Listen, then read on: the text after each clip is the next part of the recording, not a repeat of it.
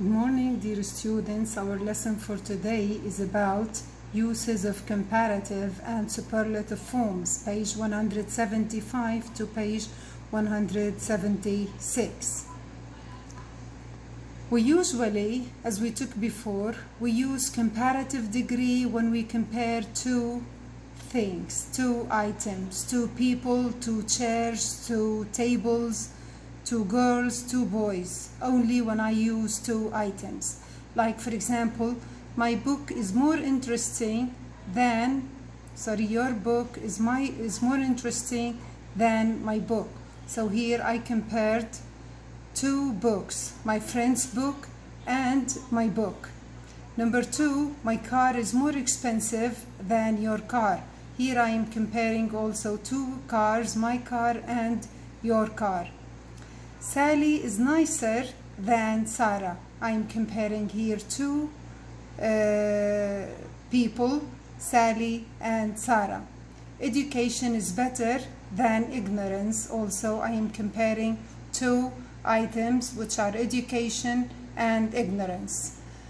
While when we use superlative, we have to compare more than two items. For example, who is the funniest person in the class?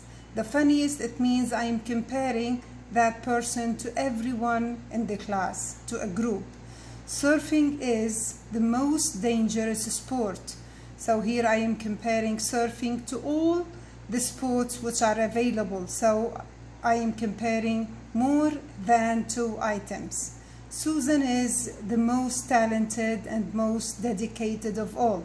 So I am comparing Susan maybe to all my friends, or maybe to all the girls whom I know. Also, when I compare, in order for my comparison to be clear, I have to include the word other or else in order to, when I compare a group of people, or when I compare one member to a group. For example, in such case or in such condition, my comparison will be clear. Can you think of anyone in the club who would want to go? Of course, my sentence is fine. In spoken English, I will accept it. But in formal English, it needs improvement. So, can you think of anyone else in the club who would want to go? I add else after anyone in order to make comparison clearer, because I am comparing that person to everyone in the club. Sally sold more cookies than anyone else. Also, after anyone here, I used else in order to make the comparison clearer, because I am comparing Sally to everyone in our group. My sister is closer than any other person to my heart. After any, I should include other in order to make the comparison clear. He didn't need any other person in the world as long as his family was beside him. So after any, I put other in order to make the comparison clear. When you use comparisons, also we have to avoid double comparisons. For example, I cannot say the most juiciest orange. It will look awkward. I usually say the juiciest. No need for most and est in one sentence. Number two, she chose the most difficult exercise of the three. It is correct because I just used superlative and I refrained from using double comparative. Which is the most hardest material? Most hardest, here I use double superlative, which is wrong. I can simply say the hardest and my sentence will be clear and grammatical. In English, we have a group of adjectives which are called absolute adjectives. Such adjectives, are not compared. In addition, in order to make comparisons clear, parts of comparisons should be clear. Here, you know, we are discussing page 177 and 178.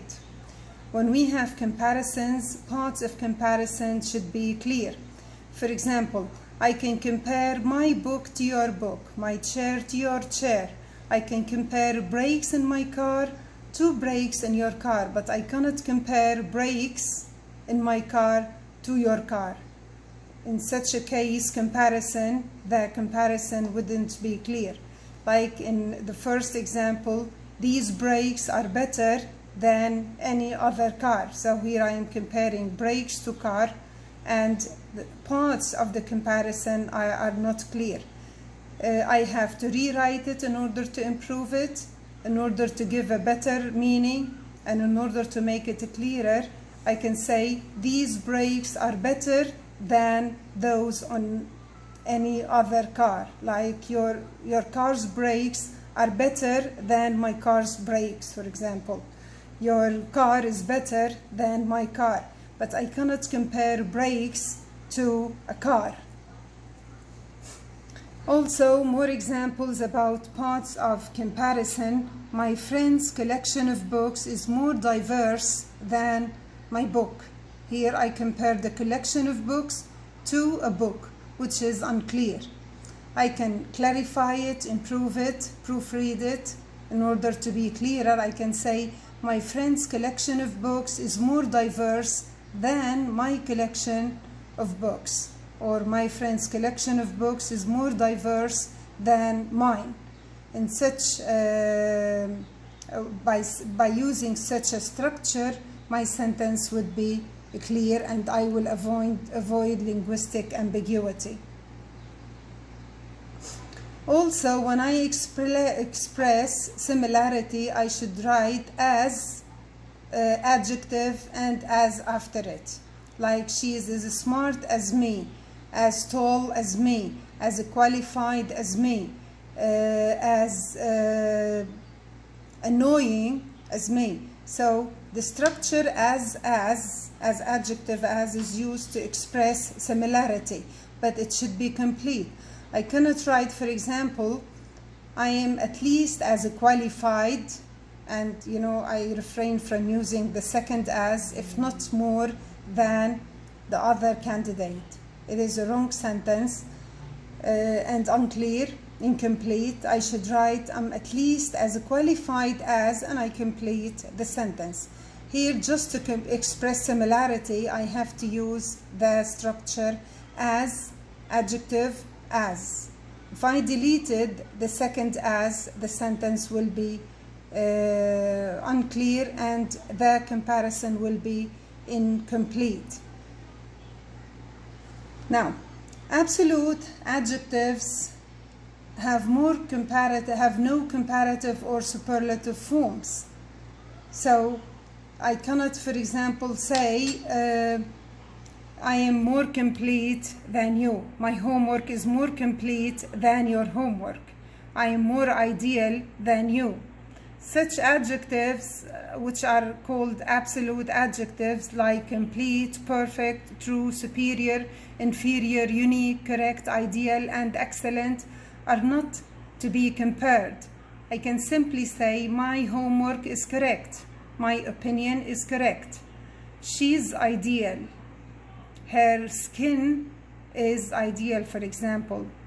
She is excellent in math. If she is excellent, who can be more excellent?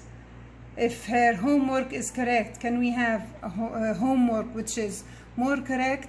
So in English, we cannot compare such adjectives like complete, perfect, true, ideal, pureless, for example, because they are not to be compared. So it is wrong to say my homework is more correct. I simply say my homework is correct, or my answer is correct. So always pay attention when we use absolute adjectives, because such adjectives are not to be